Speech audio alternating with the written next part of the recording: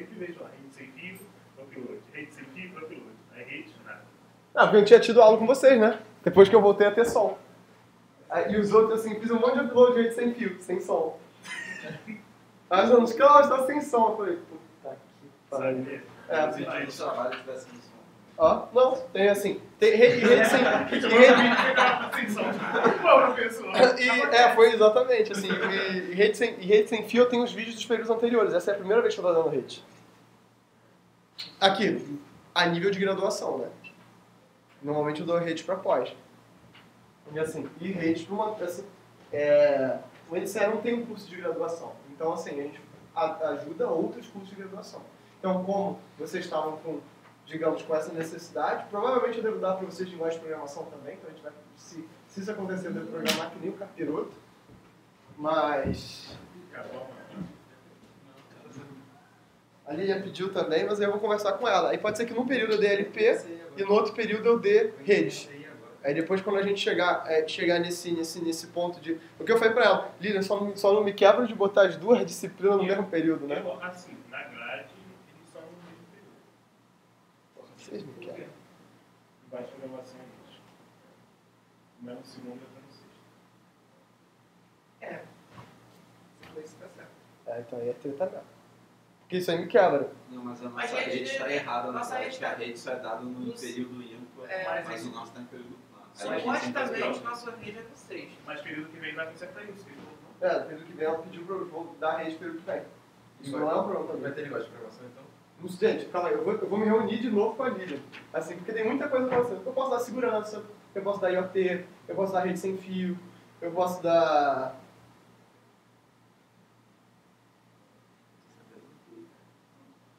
Não, que é de redes, assim, fiz um doutorado em redes, acabei de saber, né? YouTube, não, YouTube eu não sei monetizar não, gente, não sei o que Você a gente aprende assim no YouTube. Vai sem som. O vídeo vai sem som, esse tipo de coisa. Não tá dando certo esse negócio do YouTube. Então, pessoal, eu tô pegando bem o livro aqui do Kurose mesmo, as transparências do próprio Kurose. Eu vou fazer o feijão com arroz do próprio Kurose e depois a gente vai, né, pegar os extras, que eu acho que é melhor. Porque aí, na pior das hipóteses, vocês vão entender, vocês podem pegar o Kurose tradicional, né, e dar uma olhadinha nele, falar um pouquinho sobre IPv6, mobilidade, coisas que a gente tem que conversar, tá bom?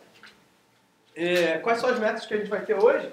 Né? Hoje não, porque isso deve demorar umas 3 ou 4 aulas até eu falar o capítulo todo. Eu tenho gostado, acho que o resultado foi muito bom da turma, foi melhor até do que eu estava esperando, né, uma turma de graduação. Então, eu estou satisfeito, né?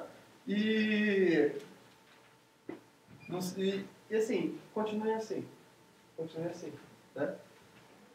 E faça esse primeiro trabalho aqui. Eu preciso que um de vocês me mande isso aqui por e-mail, tá? Como você manda por e-mail? Manda pra mim por e-mail que eu escrevi isso aqui, porque senão eu esqueço qual mais cobrar vocês na data errada. Cláudio Farias, arroba NCE. Mas não faz agora não, agora que foca na disciplina, depois a gente vê isso aqui, tá? Então, e como é que a gente vai instanciar e implementar isso aqui na internet? Eu quero que vocês comecem a dar uma olhada num software chamado NS, que é o Network Simulator. Em casa. Ok? Hoje em dia é o NS3, que é um simulador de redes para a gente começar a brincar. Ah, Cláudio, por que você não faz com o da Cisco? Porque vocês são sérios. Da Cisco é para brincadeira, de curso da Cisco. Né? A gente quer entender protocolo, quer que vocês programem protocolo. Vocês são bons. Vocês são gente boa. Né? Vocês têm coisa entre as orelhas. Então eu quero que vocês, né, exercitem isso para que a gente, né, dê para vocês algo que é importante. Tá? E comecem a pensar, vocês estão indo para o meio e final do curso, em projeto final, e comecem a pensar em fazer mestrado e doutorado. Tem uns grupos muito bons aqui no UFRJ.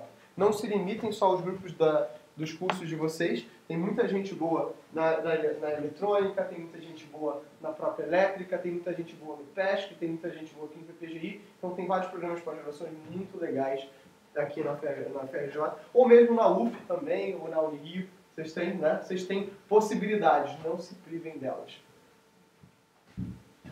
Incluindo, tem a galera da UF que assim, porra, o próprio Raton é muito foda, gente. Então é um cara fantástico. O Célio da UF é fantástico. O Rezende, que é lá do PESC, também é fantástico, né? O Miguel, campista, ele também é fantástico, né? O Luiz Henrique Komalski, que era o coordenador da elétrica, do departamento da pós-graduação da elétrica, também é um cara excelente, né? Tem a galera, o Edmundo, o Aguiar, esses caras são lendas, Edmundo e Aguiar, por exemplo, são lendas vivas, né? Ganharam o prêmio do mérito de terem feito as primeiras redes de computadores aqui no Brasil. Então, é outro nível de brincadeira, né, galera? Mas enfim, né? Vamos voltar aqui pro nosso feijão com arroz, porque eu não sou lenda viva, não. Eu sou truzeiro, raiz. Vamos lá. Então, basicamente, a gente vai falar lá um pouquinho sobre redes baseadas em circuitos virtuais e datagramas. A gente viu isso no capítulo 1, e é por isso que eu não botei isso na prova, porque na verdade a gente ia ver isso aqui de novo. O que existe dentro de um roteador? O IP propriamente dito, onde eu vou gastar bastante tempo. Algoritmos de roteamento, isso aqui vocês vão programar. A gente tem que programar isso aqui, vocês têm que saber representar isso aqui. Modelagem, gente. O problema é que eu sou professor de estatística para o mestrado, doutorado, ou estatística computacional, né? Como é que você implementa? No final das contas, vira quase. Vocês têm que saber modelar problemas. Olhar o problema e modelar ele. Isso é a única coisa que importa. O que é feijão com arroz na internet? RIP, o SPF e o BGP, né? O RIP é bem safado, o SPF é mais legal, o BGP é desnecessariamente complicado. E roteamento broadcast e multicast. Tá? Vamos, filho.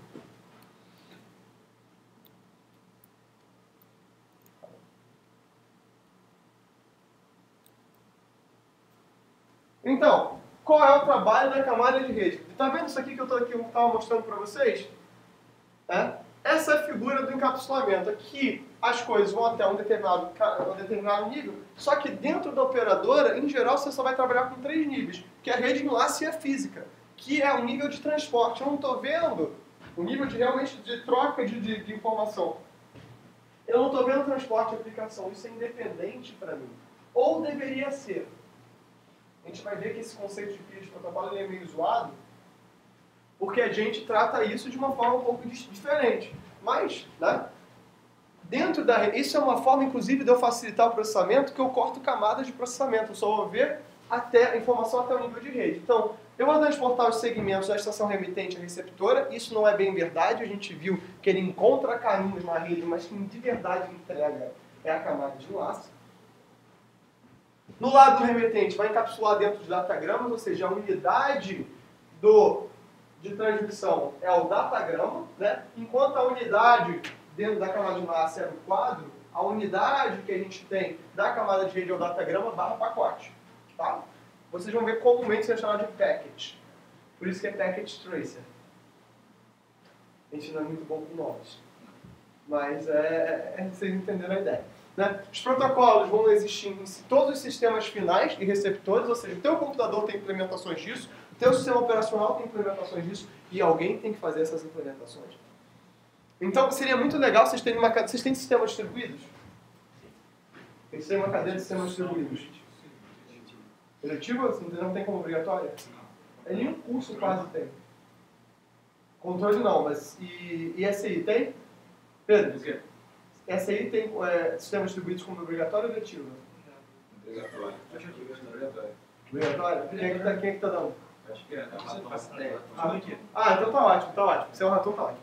Beleza, tá em boas mãos. Então tô tranquilo. Né? Então assim, isso é uma prova que rede de computadores nada mais é do que um tipo de sistema distribuído. Um algoritmo de rede, ele não está completo no teu computador e no roteador igual. Não é um algoritmo tipo assim. O problema que eu digo para vocês é o seguinte: a gente implementa as coisas em C estruturado na nossa cabeça como se fosse passo a passo, quando na verdade não é isso. Passos diferentes são executados de formas diferentes por elementos diferentes da rede. Então, a informação que o teu computador vai ter é diferente da informação que o roteador vai precisar ter. Então, o procedimento é distinto. Então, essa visão de que cada parte diferente da rede está contribuindo com passos diferentes, isso é complicado de fazer. Isso é uma coisa que vocês deveriam ver em sistemas distribuídos, para que quando vocês chegassem em rede, vocês vissem essa instanciação. Isso, SD antes ou depois de rede? Distribuída depois.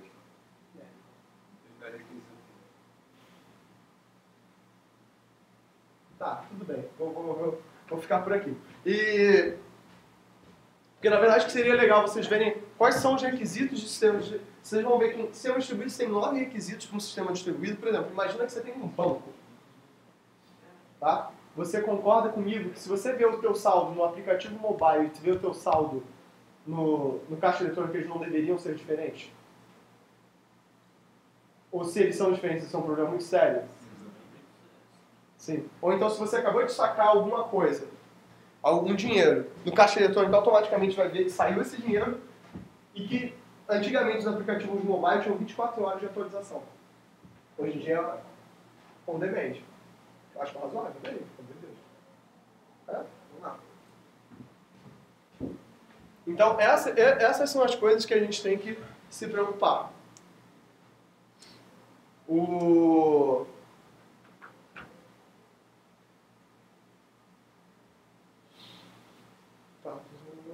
Então, assim, os roteadores vão acabar, só vão examinar os cabeçalhos dos datagramas IPs. Não vão ver nada de camada de transporte, nem vão ver nada de camada de aplicação, tá? Então, esse código é distribuído, esse código não é igual em todas as partes, né? O teu computador ele pode ser um roteador? Sim, desde que você implemente essa função. Então, existiam, por exemplo, há uns anos atrás, distros Linux que elas eram especializadas em transformar o teu computador em firewalls e transformar o teu computador em roteadores. Isso era muito legal, porque era muito caro comprar um roteador de verdade. Só que, hoje em dia, é mais caro você transformar o teu computador num roteador por um motivo muito simples. Por que vocês acham? Por quê? Não, porque custa elétrico. Então, assim, imagina você bota, o que é um roteador? É um computador com uma porrada de placa de rede. Como é que você coloca a placa PCI no teu computador? Quantas placas PCI tem na tua placa-mãe? 3, beleza. Como é que eu coloco 24 placas PCI no teu placa-mãe? Várias placas-mãe são vários computadores. Exatamente. Então, na verdade, além disso, tem um custo elétrico. O teu computador, se ficar ligado o tempo todo, tem um custo elétrico muito maior do que um roteador. Principalmente caseiro, por exemplo. Só que isso era muito comum, uns anos atrás, a gente fazia muito isso. E tinha uma vantagem sobre isso. Eu podia ter mais software em cima. Então, vocês não vão passar por essa coisa, né? Felizmente. Isso não cabe. Essa não é a parte que cabe a vocês nesse latifúndio. Então, é legal, mas é legal que vocês passem por isso. É interessante que vocês vejam que isso existiu em algum momento do código. Hoje em dia, qualquer roteador é 50 barão ali no edifício da Avenida Central. Se chega a isso tudo. Se vocês pegarem no Boa Dica, provavelmente deve ter algum roteador de 30 reais aí. Eu comprei de 50 com 2 antenas, Não. Isso é roteador com AP junto. Eu tô falando só roteador, só cabeado. Não sei nem se vende ainda. Não sei nem se vende ainda pra tua casa. Se pegar, por exemplo, eu estava vendo uma página no eBay, uma galera ensinando o seguinte, né? Tem uns canais no YouTube que falam sobre como é que um estudante nos Estados Unidos consegue sobreviver a um curso de computação tendo zero de dinheiros. Né? E tem alguns computadores no eBay que são vendidos por $0. O cara só quer se desfazer. Não, a ideia é essa aí. E aí, tipo, esse cara falou assim, e não é uma máquina de escroto, né? Tipo assim, às vezes Core 2 Duo, com 4 GB de RAM, 320 de HD, que se você põe um Linux no cara, o cara não vai rodar mais alguns anos. Ou então, assim, uma máquina que você provavelmente vai trocar o HD por um SSD e a máquina vai ter uma sobrevida aí de algum trabalhando. Ou então é um daqueles Mac White, branquinho, que a galera botou o Ubuntu lá e tá tocando a vida. O Mac White funciona até hoje com o Mac OS mais ou menos lisinho. Mas não razoavelmente. O Mac White não atualiza para ICA. Não atualiza para ICA? Mas jurava que ia atualizar. Não, também não. O Mac White é 2011, né? Foi até 2011. 2008. Sério? Tem modelo de esse aqui é 2012. Eu achava que esse fosse o primeiro da versão de... Não, esse é o Pro. Esse é o Pro. O Air substitui o White. Isso é até interessante vocês pararem para analisar, que isso é uma estratégia da Apple. Né? Você vê como é que as estratégias das empresas são alinhadas com o movimento da tecnologia. Então, por exemplo, em 2009, se não me engano, o NIST, O Dodge é o maior consumidor de material de computação do planeta. Então, o que o Dodge licita, Departamento de Defesa norte-americano, o que o Dodge licita acaba virando padrão. E a partir de 2009, o Dodge só licitava equipamentos IPv6 ready. Ou seja, o cara tinha que ter IPv6. O que aconteceu? Todo mundo passou a implementar IPv6. Como é que implementou IPv6? Ó, um cocô. Né? Mas a implementação não tinha nada a ver com porra nenhuma. Eu achei um tutorial para instalar o Sierra no White. Nossa. Mas assim, ele deve rodar com o quê? Com o SX, que dá pra você se manter suave? É Core 2 Duo, né, gente? Core 2 Duo já passou algumas gerações, né? Mas enfim, dá pra fazer muita coisa.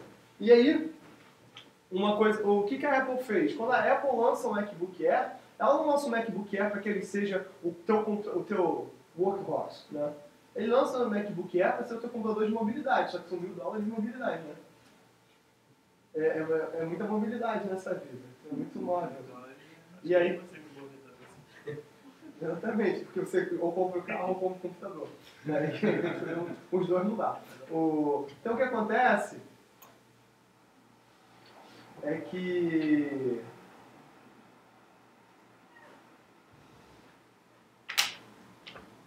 ela substitui o MacBook Air, que era um computador de propósito geral, tá? O White, pelo Air.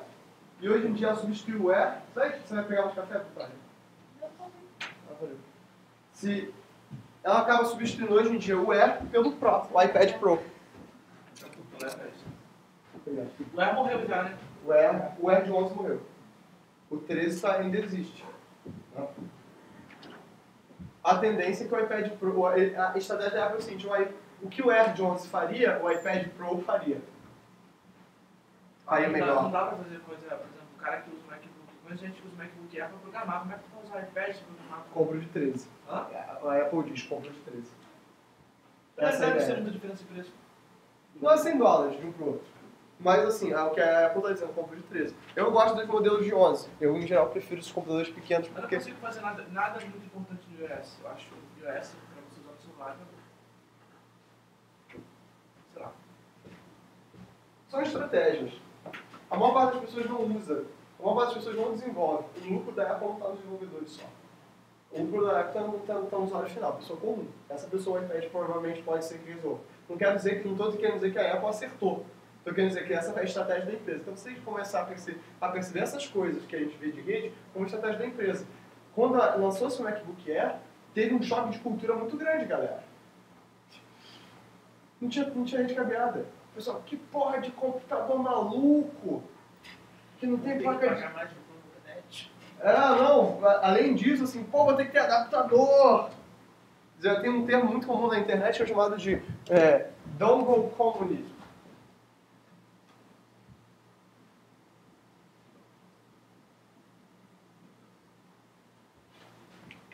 Que assim, que você a gente está numa época que a gente não sabe direito quais são os próximos formatos de adaptadores, né? O USB-C ainda está chegando, mas a maior parte dos computadores não tem USB-C, né? Então, na verdade, você tem adaptador para tudo. Então, você tem a galera que tem USB-C, que vai ter com VGA, com HDMI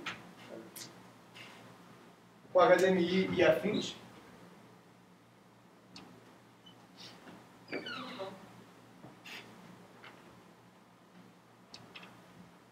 E aí, com HDMI e afins, né? E que tem as portas, ou então o pessoal da Apple que tem essas portas, então na verdade o pessoal acha o seguinte, ao invés de cada um ter o seu conjunto, cara, eu ando com estojo de adaptadores. Porque tem os computadores daqui do UFRJ, que são Mac, eu tenho o meu computador que é USB-C, eu tenho os computadores BED, que é tudo USB normal. Então assim, eu já não sei mais com o que eu ando.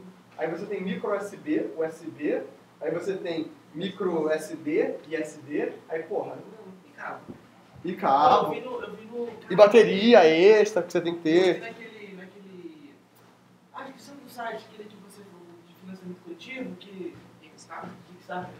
Era tipo um canivete de adaptadores. Ele abria assim, bonitão. Só que isso aí não faz sentido, né? A gente tem que decidir um padrão e se ficar com ele. Mas aí... Então, assim, só que essas são essas coisas que acabam fazendo. E justamente isso é um problema. O que a gente tentou aqui com a internet, né, é criar um conjunto comum. É por isso que a internet é um negócio tão diferente de todas as outras coisas. A gente chegou a um formato comum. Um formato que todo mundo conseguiu usar. Não tinha um formato proprietário, não é que nem o Office, que a Microsoft fecha o DocX, e a gente não consegue reproduzir direito em outros softwares. Que o negócio é meio zoado. Ou seja, se você pega o LibreOffice é ruim? Não, o LibreOffice é só mais uma outra suíte de escritório. Mas por que o LibreOffice e o Pages eles não vão olhar o doc com 100% de acuidade? Porque não é para fazer isso, não é um propósito. Mas na internet eles conseguiu fazer isso. A página que você vai olhar no Google, usando Linux tradicional, Ubuntu, Magista, Chrome OS, ou OS X, ou Windows, é a mesma coisa. A gente conseguiu fazer isso muito bem. E é isso que a gente tem que ter aqui. Presta atenção, pessoal. Tá. Então, assim, as funções principais da camada de rede. Isso aqui é caveira, tá? Marcar como essa. Encaminhamento, mover pacotes de uma entrada do roteador para a saída apropriada. Roteamento, determinar a rota que vai ser seguida. E o encaminhamento, o processo de atravessar uma encruzilhada durante a viagem. Né? Então, assim, as analogias são bem simples de você lembrar e as funções são essas duas aqui, encaminhar e rotear. Isso aqui é onde a gente gasta mais tempo e nisso aqui é a galera que vocês viram gráficos, não viram? Ao longo do curso. Não pra caramba, mas sabem o que é. Né? Tá, beleza. Então, isso aqui é onde muitas das coisas das pesquisas de gráficos são aplicadas. Isso é a parte da ciência básica, que a gente não vê. Tá? Então, por exemplo, hoje tem alguns problemas de gráficos, como problemas de coloração, que a gente usa para escolha de canais.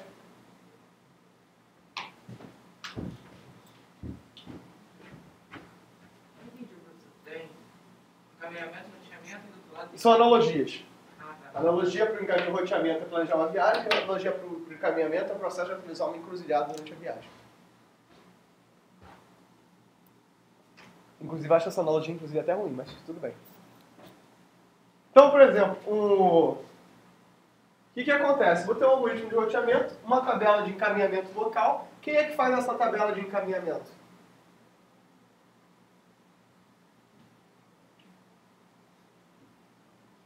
Concorda comigo que esse link de saída aqui não pode não estar encontrando uma máquina? Pode estar encontrando um switch? E é aqui que entra o Spanning Tree Protocol. A arquitetura de rede é mais difícil do que simplesmente você encontrar uma máquina direto. Se a tua máquina estivesse ligada direto no roteador, beleza, isso é fácil de fazer. Ela não está. Está ligada no switch. E esse switch tem um papel de comutação. Lembrando, comutação, eu ler porta e saída baseado no endereço MAC. E a gente conversou o seguinte, existem protocolos de roteamento de camada 2. Eles não são eficientes. E aí entra uma coisa que vocês vão ter que procurar, né, que eu quero que vocês deem uma olhada. Não é um trabalho, mas é domínio de colisão. Isso sim é para sexta-feira. E domínio de broadcast.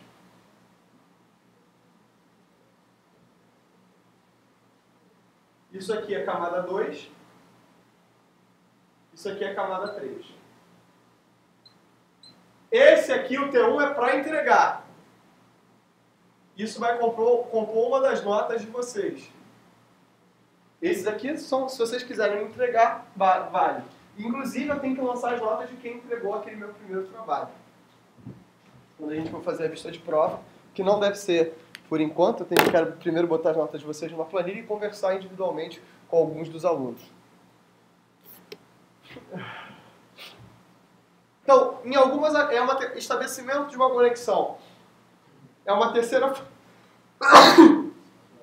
Obrigado. É a terceira função que é importante em algumas arquiteturas, principalmente de circuito virtual. Para a arquitetura IP isso não é importante, porque a gente é o que a gente chama de melhor esforço. Antes dos datagramas fluírem, os dois hosts vão estabelecer uma conexão virtual, onde os roteadores vão estar envolvidos. Né? Quem vai fazer essa função para a gente na arquitetura IP tradicional é a camada de transporte, não vai ser a camada de rede, mas nessas redes chamadas de circuito virtual isso é muito importante porque a conexão é fim a fim. Então, por exemplo, é o seguinte, é como se ao longo das redes, cada uma dessas linhas aqui fosse um conjunto de roteadores. Você só vê a sua linha subjacente, a anterior e a próxima. No circuito virtual eu vejo o caminho completo. Isso é mais caro de fazer. Então, o serviço de conexão das camadas de transporte de rede, a rede é entre 2 hosts e a transporte vai ser entre 2 processos. Isso é muito importante de vocês entenderem. O transporte vai estar lidando a nível de protocolo, entre 2 chamadas TCP, entre 2 chamadas UDP. Né? Ela não está preocupado, né, com as estações, mas com o serviço. O transporte, lembrando, o transporte presta serviço para a aplicação. Então, eu abro uma conexão por aplicação. Já a camada de rede está preocupada com toda a comunicação da estação. Então, o nível de especificidade vai subindo. Conforme você sobe a semântica, mais rica ela é, mas mais específica. Então, o transporte não está vendo com todo o serviço, ele está vendo com o serviço de uma vez.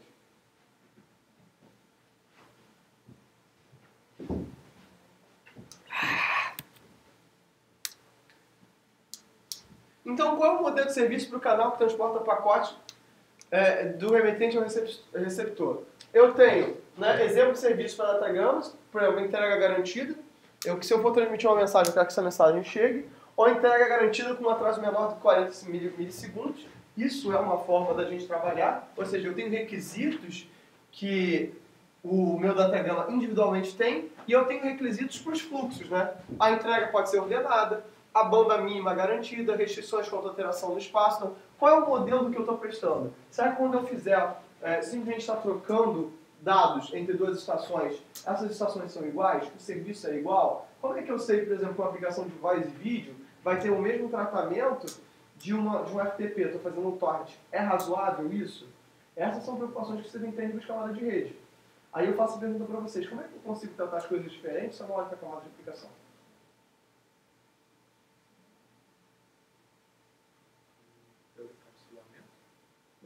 Beleza. Como?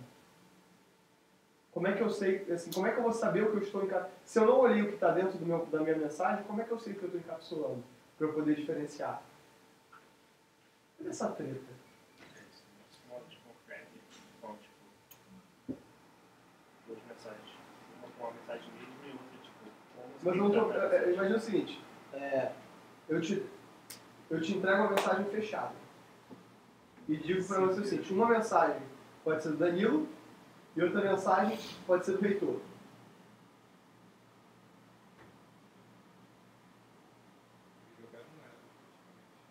Exatamente, esse é o problema. O que você vai fazer? O cara diz o seguinte, olha, pelo princípio do encapsulamento você não deveria olhar. Mas é o seguinte, o reitor acordou com o pé esquerdo. Não esse reitor, porque o nosso reitor é tranquilaço, né? Mas imagina que você tem, sei lá, um cara mais estressado. Né? Nosso reitor é super tranquilo. Danilo, você é tranquilo? Não, você não é tranquilo. Mas é o decano, põe decano então. Decano não. Então, põe decano no... Decano é tranquilo. Nossa, o nosso decano daqui do CCME, o cara é muito... Achei muito tranquilo. Eu nunca li o curso falar dele, do seu postão. Decano no grupo do CT, cara, do decano. A decano do CCME é muito tranquilo, nossa senhora. O cara só vai lá, faz o trabalho dele, não incomoda ninguém. E, tipo assim, as coisas vão tocando aos pouquinhos, nossa.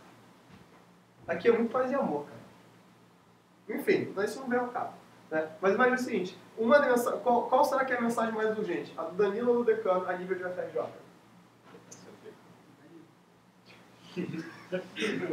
A importância do Danilo. Então, isso são as coisas que... Só como é que você olha isso sem você saber qual é a mensagem? Essa é uma das dificuldades que a gente tem. O nosso modelo não foi pensado nisso. Tá? Então, a gente tem várias tecnologias diferentes, né? Onde a internet, que é o que interessa pra gente, ela é de melhor esforço, ela não tem nenhuma garantia de banda, ela não tem garantia de perda, ela não tem garantia de ordem, ela não tem garantia de tempo e ela não informa se tem congestionamento. Aí você vai ver várias tecnologias aí embaixo, basicamente ATM, fazendo tudo com essa garantia. Por que a gente está usando a internet? Mais barato. Que é mais barato. E por eu não ter nenhuma dessas garantias, isso é muito mais rápido. Então se eu perco, foda-se. Não importa, eu mando de volta, porque é tão mais rápido eu mandar de volta do que eu tentar estabelecer essa comunicação. E para determinados tipos de serviço, mandar no vai lá é melhor. Faz mais sentido. Isso acaba sendo muito importante. Isso permite um compartilhamento maior de recursos, ou seja, mais gente utilizando. Ser melhor esforço pode parecer um problema, mas não é. Tem desafios, que é uma palavra melhor, tá? Então, esse serviço da camada de rede pode ser com ou sem conexão, né?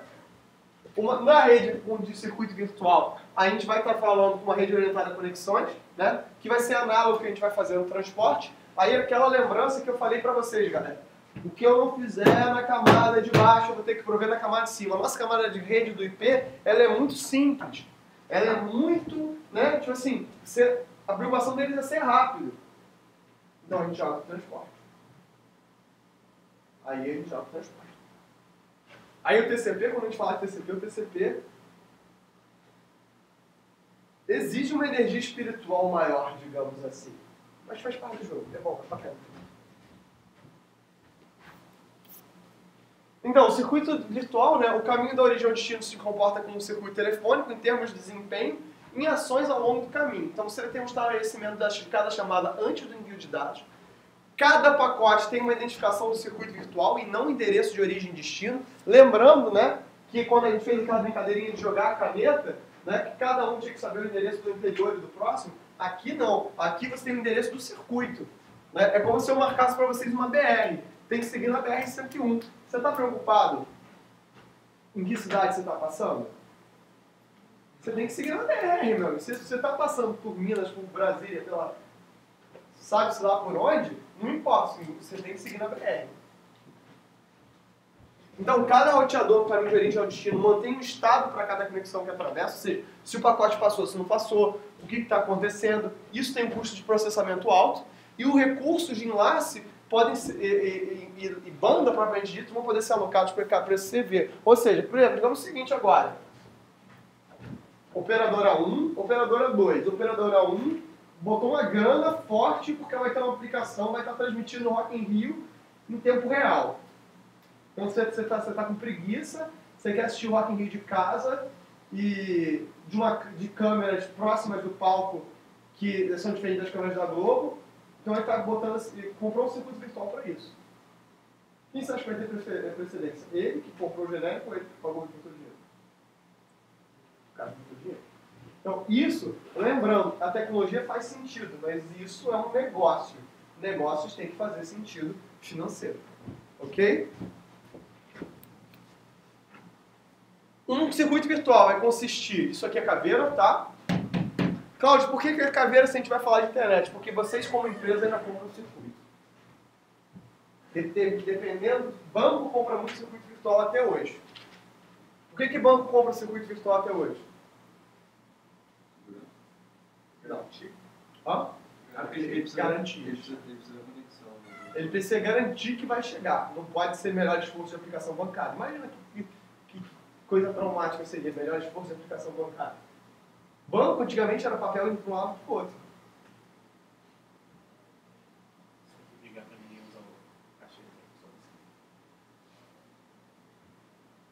Então, eu vou ter um número de identificadores para cada enlace ao longo do caminho. Esse número ele é fixo, né? Entradas na tabela de encaminhamento dos roteadores. O pacote que pertence ao CV carrega esse número do CV e o número do CV deve ser trocado a cada enlace.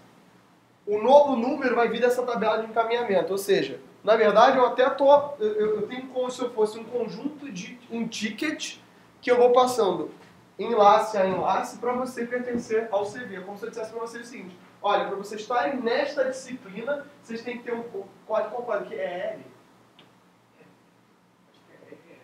É L qualquer coisa.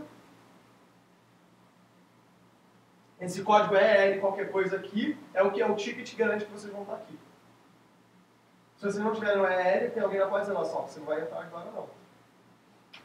Ou então, por exemplo, quando vocês se inscrevem para algum curso, alguma coisa assim, e você vai dar precedência para alguém, por exemplo, vocês são uma FRJ, vão ter precedência para fazer esse curso.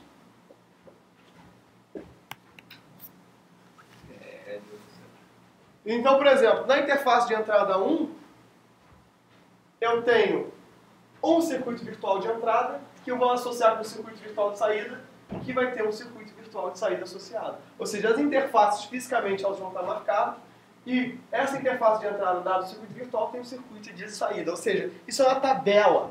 Literalmente. O 1. Se entrou pelo 1 e a saída é o 3, esse cara aqui, saiu pelo 1 e entrou pelo 1, o circuito é um circuito 12 e a saída é 3 e o circuito de saída é 22. Ou seja, entrei pelo 1, estou marcado como 12, vou te encaminhar pelo 3 com a saída 22. Qual é o problema? Qual é o bom disso? Cara, isso é muito rápido. Qual é o problema disso? Se a tabela fica muito longa, é impossível de você pesquisar nela. Qual é a ordem de complexidade de algoritmos? Todo mundo lembra? Não lembra? Qual é a complexidade do pior caso de uma busca em listas? Odd n, tamanho da lista. Perfeito, isso aí. Isso é grafos? Grafos. Não, isso não é grafo não, isso é estrutura de dados, mas em grafos tem o mesmo problema. Por que a gente faz a estrutura de rede em formato de árvore? A árvore tem uma característica muito interessante. Busca em árvore é log de n, onde n é um número de... Se a tua árvore é binária, é log 2 de n. Se a tua árvore é terciária, é log 3 de n. Por isso vocês entenderam, né? Então é log de m sobre n. Log m de n, né? Então, isso faz com que a complexidade de busca seja baixa. Só que você tem um algoritmo mais complicado. Aqui não, aqui eu simplesmente leio. Então, se eu tenho um número pequeno, então o teu circuito ele tem que ter um tamanho mais ou menos fixo, um tamanho mais ou menos pequeno. Essa é a premissa, porque se o seu circuito é mais ou menos pequeno, isso aqui é fácil de você trabalhar. Então, isso tem um trade-off, tem um ponto ótimo desse circuito. E é isso que fez com que o ATM fosse muito popular. Durante uma época, ele era a parada mais rápida. E um dos caras que é mais especialista em ATM do Brasil, quiçá do planeta, o professor Aguiar, ele era super fã dessa tecnologia. E o Aguiar formou todo mundo, né? A Aguiar formou todo mundo aqui do FRJ, é bizarro. Então, tem uma galera muito forte da FOP também, tá? O Aguiar e o Edmundo eram amigos, assim, colegas de doutorado lá na UCLA. Assim, então tem uma galera muito boa de redes. A UFRJ, vocês têm um privilégio muito grande de lidar com. Eu não estou querendo dizer que esses caras todos são fáceis de lidar. Estou querendo dizer assim, vocês têm um privilégio de ter uns caras que são muito sinistros, né? E que tem uma capacidade até histórica de contar para vocês o que aconteceu. Isso não existe nos outros lugares.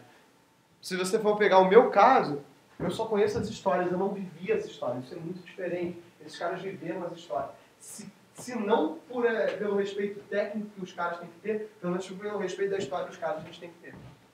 Isso é muito importante. Acho que a gente aqui ainda peca um pouco aqui no Brasil, que a gente não consegue visualizar esses malucos como os pica das galáxias que eles são.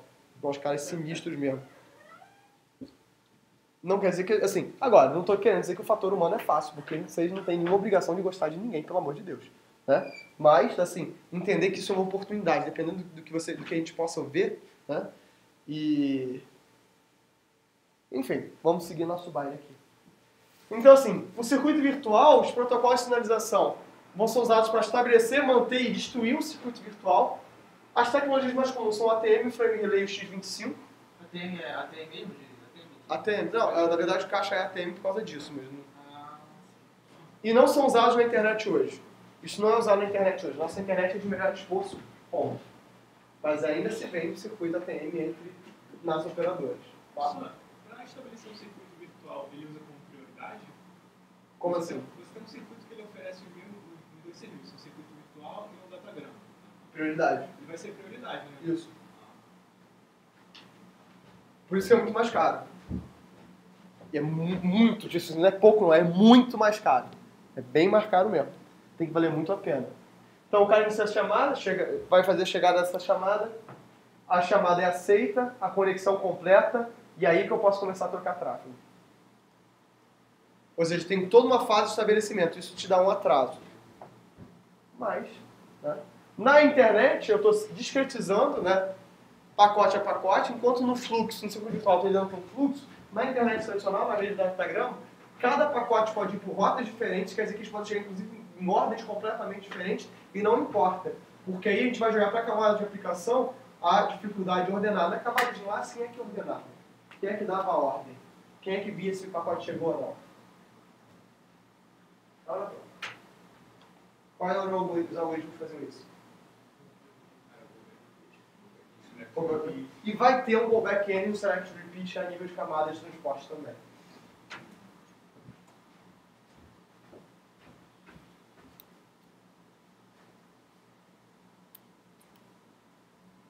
Então, como é que vai ser uma tabela de encaminhamento? É por faixas de endereço, nesse caso, né?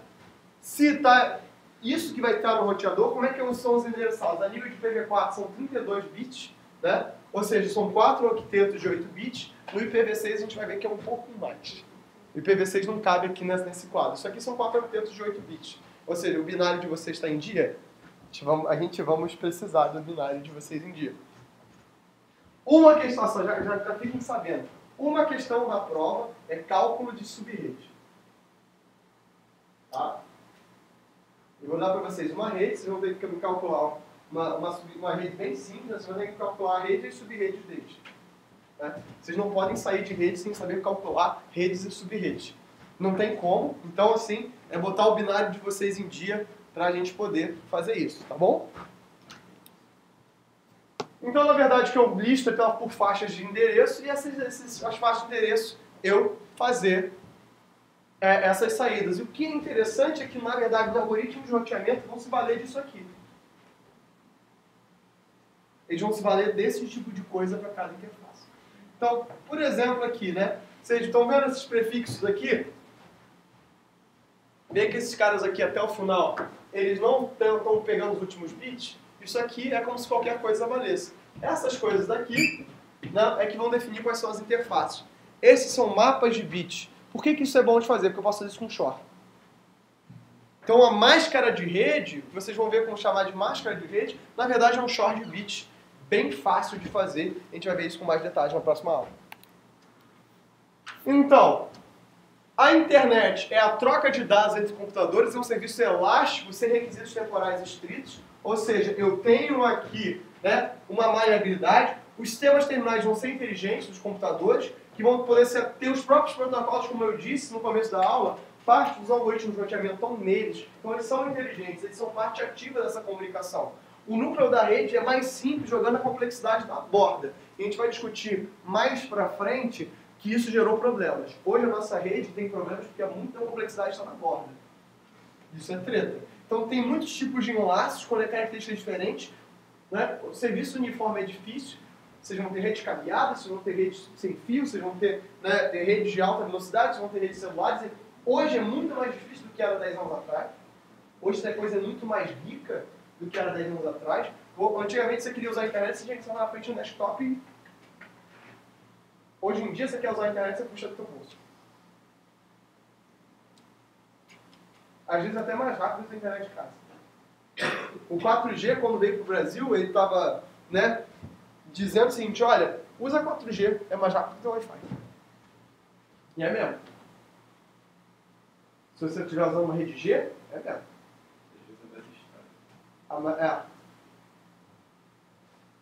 Já no ATM, ele evolui da telefonia, pensado na conversação humana, contemporização estrita, requisitos de confiabilidade, serviço garantido, sistemas terminais são burros, né?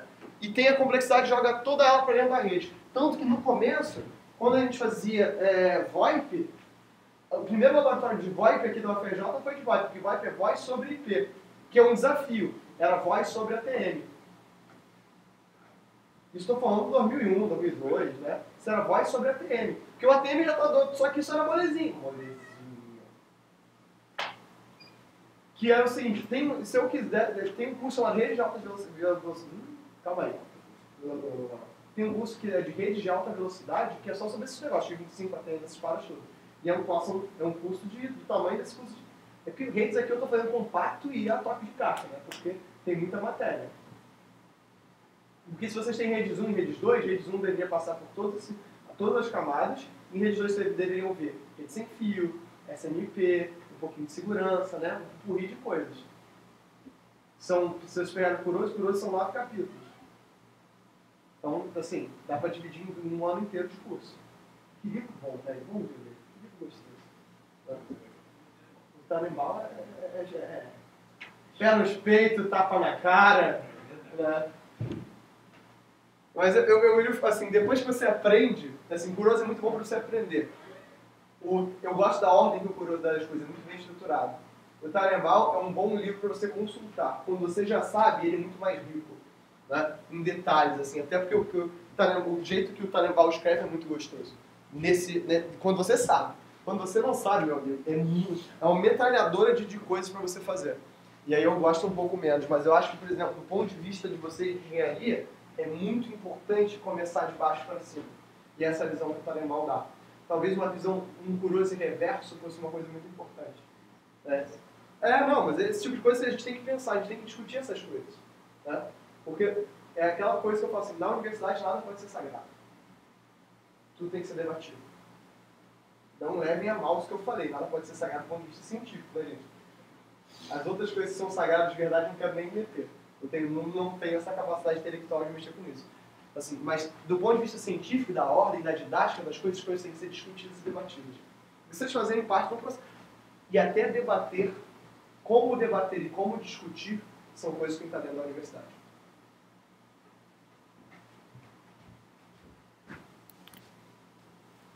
Então vamos lá. Então, como é que é o sumário da arquitetura de roteadores? Eu vou ter portas de entrada, portas de saída, uma fábrica de comutação aqui dentro, né? Um elemento comutador que vai trocar entre as portas de entrada. Ou seja, qual a diferença entre o switch e o roteador? São os algoritmos de roteamento. E é por isso que esse trabalho de Spanning Tree é tão importante. Isso é o meu ou de vocês? Não sei, acho que é o meu. Tá. Por isso que esse trabalho é tão importante, para que vocês vejam a diferença entre um roteador e um switch. O comutador não tem algoritmo de roteamento. Então, o que vai diferenciar o switch do roteador é os protocolos de roteamento. E agora o que eu quero que vocês dão também, busquem na internet, acho que seria legal vocês virem na internet, qual é a diferença entre roteador versus switch, até aí tranquilo, versus switch layer 3. Vai pro geógrafo, né? Hã? Vai pro geógrafo, né? Acho também. Isso é legal que vocês pesquisarem. Esse é o tipo de coisa que vocês têm que... Cara, nada disso que eu tô falando pra vocês darem uma olhada, são coisas que vocês vão gastar mais do que 5 minutos. Vocês podem fazer isso no ônibus. Mas é legal que vocês comecem a pesquisar isso aqui. Vocês têm muito ônibus nessa vida, né, gente? Se eu pra vir pra cá, que mora aqui do lado, já demora pra caramba. Eu acho que eu consigo fazer isso no trabalho todo aí, sim.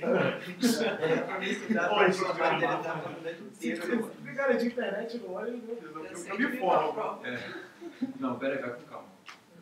Não fica vendo. Eu sei vir para a prova, assim, falta um pouquinho da matéria do ônibus, né? Porque... Não, eu já tudo. Sem estudar tudo, porque eu sei que eu vou ter o tempo novo. Tranquilo, né? Ou não, mas... Aquela de 2 horinhas de parado. Não tem nem movimentação, é parado. De ônibus, parado. Não, gente, eu passo, assim, eu moro perto. Ontem eu saí de casa, queria estar aqui, sabe, tipo, 9 horas. Eu saí de casa, eram, sabe, 7h40. De carro, da minha casa pra cá é 20 minutos. Sem depois. Não tem grupo de carro lá, não, cara. Eu demoro 2 horas. Não, mas o carro vai ter... Não ia escovar o. De moto, só se for. Já pensei. Não, eu já pensei em vai cair de moto. Ontem passaram 485 no Leopoldina. Eles passaram por fora.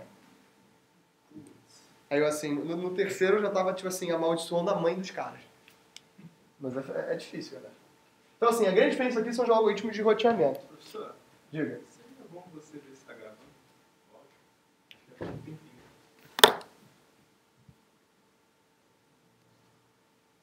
Eu não sei como é que faz isso. Tá gravando aqui. Então deixa eu voltar aqui. Então olha só, aparentemente está gravando. Tipo teste no final da aula. Então quais são as funções da porta de entrada? Na camada física eu vou receber os bits, na camada de enlace eu vou separar em quadros, vou botar eles em fila, vou meio que ordenar eles, e aí eu vou fazer o que eu chamo de comutação descentralizada. Dado o destino do datagrama, procura pela porta de saída. eu vou fazer isso a nível de camada de enlace e a nível de camada de rede. A meta é completar o processamento da porta e entrar na velocidade da linha. Ou seja, aqui você tem um problema que se a gente fosse modelar do ponto de vista estatístico, qual é a distribuição estatística? Qual é a distribuição de probabilidade discreta que tem a taxa de chegada constante? Poisson. Agora, chega a 4,5 pacotes por segundo? Não chega a meio pacote. Pacotes são discretos. Chegou meio pacote, é um problema. Agora, mas eu posso atender 4,5 pacotes por segundo, a taxa de atendimento? Então, a taxa de atendimento é contínua. Qual a distribuição está intimamente ligada ao Poisson que lida com o atendimento? Bernoulli é discreta, não é contínua. Exponencial. É o pronome de alguém.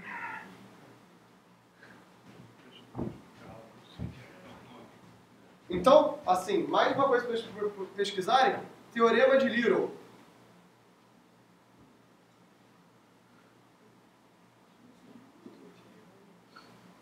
Stuart Little me deu muitas noites em claro no final da minha graduação.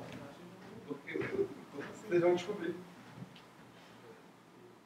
Não vou cobrar isso em prova, não é o objetivo dessa disciplina, mas isso aqui já dá trabalho suficiente para vocês.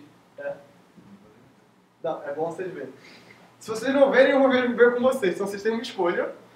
A escolha é quem vai ver com vocês. Vocês podem ver eu conversar com vocês, isso é uma conversa, ou eu posso transformar isso na forma que nós professores temos de coergir vocês, botar isso na prova. Então isso pode ser no amor ou na dor, é uma escolha. Então, Faz o trabalho que você não deu prova. é tipo isso. Aí dá o Não, trabalho mas eu e a fiz isso prova, a aí. gente já passou. Aí faz os dois. Exatamente. Olha, assim, é porque na verdade assim, a universidade ideal é que nem os programas de Física 1, né? Tipo assim, não tem atrito, não tem nada. Na universidade ideal, a gente falaria pra vocês, as coisas fariam, a gente entregaria as coisas pra vocês no prazo, vocês entregariam as coisas pra gente no prazo e todo mundo ficaria bem. A universidade ideal não dá, né? Primeiro de tudo, né, é o seguinte, imagina que eu pudesse, assim, que eu soubesse que eu tenho com vocês 2 horas de aula por semana. Concorda que o curso de rede seria muito diferente? Seria bem mais curtinho de ler em casa? Mas ler em casa não é um problema para esse tipo de curso, por exemplo? Agora, né? Por isso que as universidades americanas, a galera às vezes até consegue trabalhar durante a universidade, porque eles conseguem usar a madrugada para estudar. As bibliotecas ficam abertas 24/7. Muitos alunos ficam dentro das universidades. São isso. Hã? Você fica Ah, sim. até as 8 horas. Aqui não dá. Em algumas universidades dá. Não, No mas- IME eles conseguem fazer isso. Não? O IME eles conseguem fazer isso. Porque Mas tem os você- caras de aqui guarda, você não não consegue consegue vir pra assistir as aulas aqui, você sequestrado, assaltado. Mas não seria tão mais fácil se a prefeitura colocasse, não todos os bairros, mas em bairros grandes, sei lá, Barra, não sei o que é faz, Barra, freguesia, não sei o que, várias bibliotecas, vários lugares públicos que você possa estudar, por exemplo, seu computador. O problema não é o lugar público. O problema é você chegar nesse lugar público e garantir que ele é Não, seguro.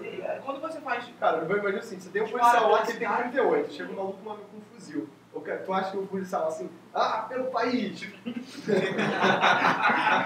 Esse policial de nada, pode não vai pegar esse atirar em volta. Se o próprio policial não pegar e. Na verdade, assim. E virar assim como. Então, esse Mac aí, gostei.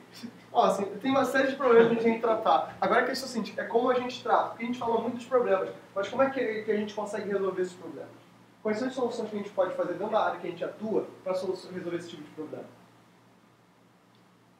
Que tipo de coisa a gente pode mitigar o problema? Porque a gente pode, assim, cara, vocês são as melhores cabeças do Rio de Janeiro, pro bem e pro mal. Já era Rio de Janeiro. Hã? Já era Rio de Vocês são as melhores as melhores mentes pensantes. Pegar que a gente sente bom, a gente já pegou ruim. Ok. As melhores mentes pensantes estão aqui, então alguma boa solução vai sair daqui. São 100 mil pessoas todos os dias nessa universidade. 80 mil entre funcionários, alunos e professores. E 20 mil do corpo de Petrobras, dos caceta 4, né, de parte tecnológica.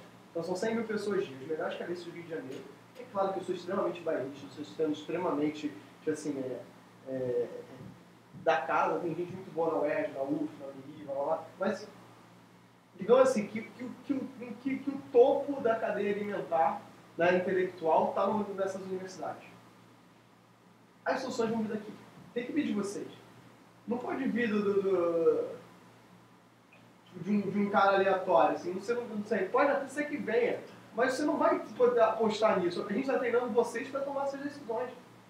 Essa é a responsabilidade social que vocês têm que ter. Vocês vão ter que responder para esses problemas daqui a 20 anos. Se o problema cair no colo de vocês, vocês vão ter que dar uma solução. Agora, sim, tudo que vocês criticam nas pessoas que estão acima de vocês hoje são as coisas que vocês não podem levar para frente. Então, por exemplo, se vocês acham que algum professor é extremamente corporativista e faz corpo mole, não façam corpo mole. Não sejam corporativistas. Né? E esse é o tipo de situação. Então, assim, tem um problema de segurança. Como é que a gente resolve esse problema de segurança do ponto de vista computacional? O que a gente pode fazer? Ou qual a solução? Mas não tem dinheiro para resolver. A solução ideal. Como é que a gente diminui o custo dessa solução? 90% dos problemas que a gente tem são problemas de processo. Os processos são pouco eficientes. Ou seja, por exemplo, a gente produz mais alimentos do que a humanidade é capaz de consumir. Só que a gente joga 40% desses alimentos fora. Como é que a gente consegue fazer para que o processo não consuma tantos alimentos, desperdice tanto alimento? Essas são coisas que vocês, como engenheiros, têm que pensar. Isso é engenharia real. Isso é solução de problemas. Vocês têm que solucionar problemas. Como é que a gente consegue... O IME consegue fazer isso? Tem um exército lá. Consegue botar uma biblioteca 24/7. Como é que a gente garante que a FRJ consegue botar as coisas com segurança? A DSEG não consegue estar em todos os lugares ao mesmo tempo. Então como é que a gente monitora o campo de forma a avisar para a DSEG exatamente onde é que tem um problema? Drone é uma boa solução. É uma solução relativamente barata. O que mais? Sensor. Presença, sensor de mapear, botar uma porrada de sensor aqui, um monte de Arduino. Arduino é barato. Ou encher essa bodega de Arduino e botar sensor de tudo, temperatura, de pressão. Sala de sistemas que quebrou um vidro. Por que quebra um vidro às 3 da manhã? É fantástico, poltergeist. Né? Quebrou. Você, não tenho memória para gravar vídeo 100% do tempo. Mas não precisa gravar vídeo 100% do tempo. 90% do tempo nessa sala aqui não acontece nada. Se tem movimentação o tempo todo nessa sala, é espírito. Você não chama a polícia, você é um exorcista. Né? Isso não acontece. Então, né, a gente pode se basear nisso. Então, como é que a gente resolve esse tipo de problema? Isso é a responsabilidade de vocês. E vocês não podem ser enganados. Não sejam enganados por equipamento, por esse tipo de coisa. Isso é muito comum também na universidade. Né? Então, vocês são as melhores cabeças pensantes. Isso é um elogio e uma responsabilidade. Como alunos do UFRJ, não se furtem das responsabilidades. Vocês são os caras que têm que dar a cara a tapa mesmo. Por isso que eu acho, assim, vocês têm treinamento de guerra aqui na universidade para que vocês vão pra briga depois, tá? Cara, treino difícil, combate fácil, cara. Treino difícil, combate fácil. Por isso que os alunos da FJ estão bem pagos depois que vocês saem daqui. Eu não conheço alunos assim. Cara, vocês que são dos tecnológicos, eu conheço poucos alunos que estão numa situação ruim. Podem não estar na situação que gostaria, mas na situação ruim, eu vejo pouquíssimos. Mas o problema defina ruim. Seria muito bom. Não estar ganhando em 5 dígitos, isso é ruim. Não conheço muito. 5 dígitos? 5 dígitos. Cara. Eu acho que esses são os pouquíssimos por aí. Esses são os pouquíssimos, né? Como assim? Os que estão ganhando mais de 5 dígitos? Cara, eu conheço muita gente ganhando 5 dígitos. Formado aqui na universidade. Só graduação? Mas depois de quantos anos de formado? Não, uns 4, 5 anos depois de formado, vocês já estão bem. Assim, é porque, assim, na engenharia, é que na verdade, você engenharia procura um trabalho de engenheiro. Esquece o título e parte para ser resolvedor de treta. Resolvedores de treta ganham dinheiro. Como que no mestrado e doutorado? Não. Gente, olha só. Aí tu vai entrar Uma luzinha de esperança. Queria soltar. Ver se eu vou conseguir Gente, assim, o objetivo... vocês não entendem uma coisa ainda, que vocês não viram isso. Máquina. Você acha que 20 mil reais uma máquina é caro? Não. Não, que se foda. A máquina. Vocês são muito mais. Se você ganhar 5 mil reais por mês, que é um salário de merda, concorda comigo? É um salário de merda. 5 mil reais por mês. Não, assim, a questão de Rio de Janeiro, você vive mal com 5 mil reais por mês. Tem que viver mal. Você vive mal mesmo. Se você quiser pegar uma... Eu fiz uma conta com vocês. Ganhar 5 mil reais por mês, quer dizer que 20, vocês vão tirar 3.500. Se você tiver que pagar plano de saúde, aluguel, comida, vocês vão ver que fica no talo. Se você é um pai, ou seja, e como muita gente ganha muito menos do que isso, vocês vão ver que esse é um dos motivos de porque a vida é tão difícil para um monte de pessoas. Tá? Então assim, só que vocês como alunos da UFRJ, né, digamos que vocês estão ganhando 5 mil reais por mês, assim, vocês ficam extremamente ofendidos pela coisa que eu falei. Vocês podem potencialmente estar ganhando muito mais. O salário de vocês dobra. Porque isso são os impostos, encargos, blá blá blá. Então 10 mil reais por mês que eu tenho empresa. Para te pagar 5, a empresa gastou 10. Em 2 meses pagou essa máquina de 20 mil.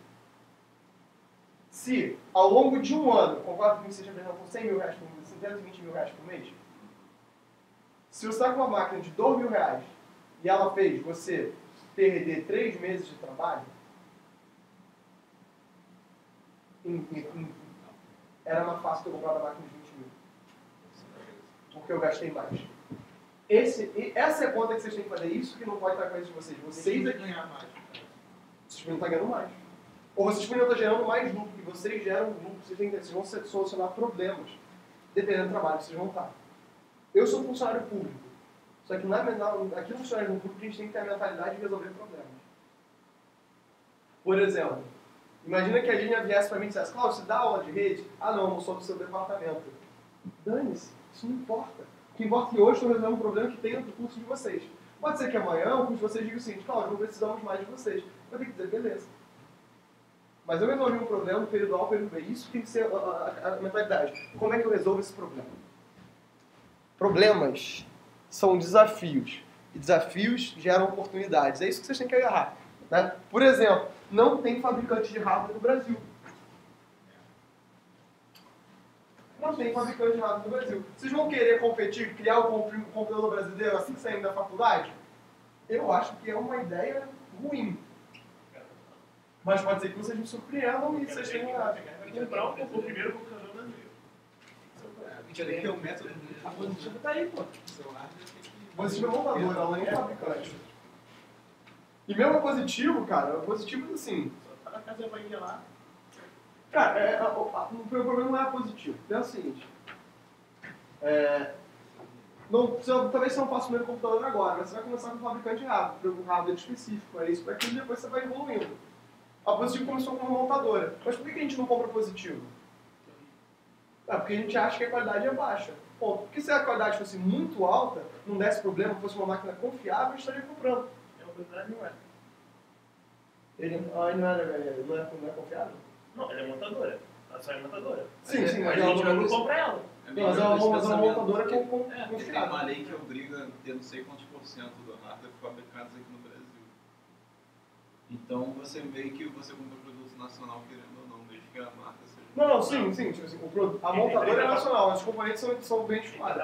Você pode ser que a linha de montagem seja nossa, só que assim, a tecnologia não é nossa, é isso que eu quero dizer. Não, mas os mesmos componentes, alguns deles têm que ser fabricados no Não, Brasil. sim, É é fabricado, mas a tecnologia que fabrica nasce nem carro. O carro da Volkswagen é fabricado no Brasil, mas ele é brasileiro.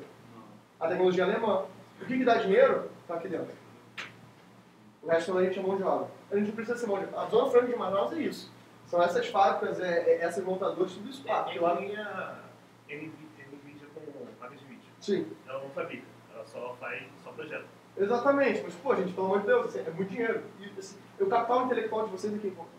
Então, essas coisas aqui de roteador não tem roteador. A Intelbras começou com isso há uns anos atrás. Só que a Intelbras caiu no caso do Positivo. A gente não confia na qualidade. E é muito ruim não confiar na qualidade. É muito ruim. A gente não quer não confiar na qualidade das coisas. Concordam comigo? A gente quer que isso seja muito bom. Né? Exatamente, né? O que vocês compram essas marcas tipo Samsung? Mas o que era a Samsung há 20 anos atrás? O que era a Samsung há 15 anos atrás? LG há 15 anos atrás? Né? Quem hoje em dia compra computador Sony? Ninguém compra Sony. A Vale morreu, né? A Vai morreu. Era muito caro e não entregava. Era um preço de um... Por que as pessoas compram a Apple? Porque a Apple é muito melhor. Confiabilidade. Comprada pela Positivo. Sim. O quê? A Vale é fabricada pela Positivo. Sim. No Brasil. A Positivo, na verdade, fabrica vários. Eles viraram um montador. Esse tipo de questão. Quando você fala aqui de roteador, né, o que vai definir, né, a computação? Memória, barramento ou esse crossbar. A maior parte de hoje em dia é feita em crossbar. Ou seja, eu posso fazer um roteamento a nível de memória, onde as saídas são todas virtuais. Isso é muito barato. É assim que a gente fazia com o computador. A gente podia deixar que um programa fizesse isso. É barato, mas não é rápido. A nível de barramento, eu tenho barramentos dedicados. Isso é muito rápido, só que é muito caro. Então a gente vai para um approach, que é esse crossbar, que eu tenho caminhos diferentes de hardware para tentar fazer esse... Eu divido meu problema. Isso não tem, né? Então, o roteador de primeira geração era via memória, né? O pacote é copiado pelo processador único do sistema. Então a velocidade é limitada pela largura de banda da memória. Ou seja, tem muita memória no roteador? Não. É um computador simples, dedicado, mas simples. Roteadores modernos, eu tenho um processador da porta de entrada que vai consultar a tabela e copiar para a memória. Quanto de memória tem no roteador? Megas. Megas de memória. Não são os gigas que vocês têm, não. São megas de memória. Vocês têm noção? O que é bizarro para mim. Saiu um processador que o cache dele é 16 megas. Eu trabalhei com computadores que não tinham 16 megas de RAM. Para mim é assustador. Cara, o meu primeiro computador que eu comprei pra mim, eu não, né? Minha madrinha, meu pai, todo mundo juntou pra comprar um computador da casa, tinha 4 GB de HD. Era tão ridículo, hoje em dia é tão ridículo que eu tenho 4 GB de RAM. Eu podia pegar 4 GB de HD na época, você não tinha vídeo, você não tinha jogo de... Tinha, pô. Tinha jogo, pô. Tinha, só que Não, jogo. joguinho Age of Empires. Tinha, pô, Age of Empires. De 100 MB. Mas é o que tinha na época, eu quero irado. Comando Conquer. Tu joga até hoje. Comando Conquer. Assim, Doom roda em qualquer coisa, né? Tem um desafio de fazer Doom rodar em qualquer coisa. Não, então, gente, galera, isso aí é muito sinistro. Eu já vi rodar em Doom. Não, dá pra rodar muito pouca coisa. Inception. Comunicação via barramento, tem o datagrama da porta da memória digital, o datagrama da memória da porta de entrada, a memória da porta de saída via barramento compartilhado. Eu tenho a contenção pelo barramento, taxa de computação é limitada pela largura de banda do barramento. Barramentos de 1 gigabit no Cisco 1900, velocidade suficiente para operadores de acesso corporativos. 1900. Isso é um roteador bem antigo. Pelo barramento dá pra fazer muita coisa pra caramba.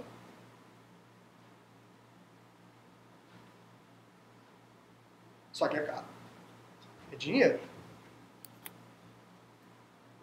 Ou de redes de interconexão. Supera as limitações de banda dos barramentos, são chamadas de redes de Banyan, ou outras redes de interconexão desenvolvidas inicialmente para interligar processadores. É um projeto avançado que é fragmentar datagrama em células de tamanho fixo e comutar as células através da matriz de comutação. Ou seja, fragmentar datagrama. A gente não fragmentava na camada de massa, mas a gente vai fragmentar os pacotes. Cláudio, quer dizer que eu vou ter várias fragmentações e várias remontações a diferentes níveis? Isso aí. O Cisco 12000 que vai computar N gigabits pela rede. Procurem exemplos desses modelos. Tá? A porta de saída eu vou ter uma fila, links de acesso e links terminais. Só que a gente vai ver isso na aula que vem. Tá bom, pessoal? Porque já são meio-dia. Senhores, tenham todos um bom dia. Vejo vocês na sexta-feira. As provas estão aqui, depois a gente vê. Tá aqui, já tá corrigido, gente. A gente vai ver, eu quero conversar com cada um de vocês individualmente. Professor, esse slide já está disponível? Não. Você pode colocar ele? Posso. E eu vou parar a gravação. Calma aí, antes de eu sair, vamos ver essa gravação. Mas esse slide é gratuito.